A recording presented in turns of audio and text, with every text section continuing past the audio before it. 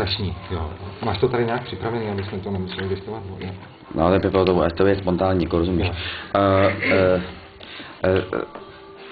Zdár tady je Liška a... Polášek. No, řekni celý jméno. Polášek Josef. Já jsem Pavel. Oni jsou pro nějaký spekulace, že prej, teda tam se musím dívat, dívej se do toho, na sebe. Tam jsou nějaký spekulace, že prej máme být jakoby v Chicagu v polovině března. Jo. Nějaký, jo, tak jsme to chtěli vyvrátit, takže dívejte se, tady je můj diář, Liška, vidíte, otevře se to, jo. Tady to mám najít, jo, a vidíte, jo, tady, 14. USA, jo. Chicago. Takže tam přijďte, my tam budeme dělat s Pepou nějaký ty...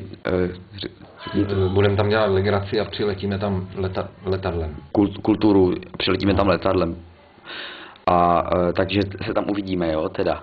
Jo. A pak můžu si dát nějaký pivo.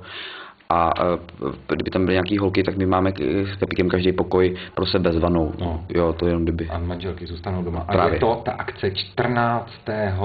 No, to oni vidějí, už jsem ukazoval ten diář, to je anglicky. Jo. A protože jsme teď v divadle na Zábradlí a já mám výstup, tak já už se zatím s váma loučím, Pavel to udělá za mě. Tak bye Pepo, bye. Teda tam musím koukat, no, takže všechno bylo řečený, tak zdár, těšíme se na vás. Liška, Polášek.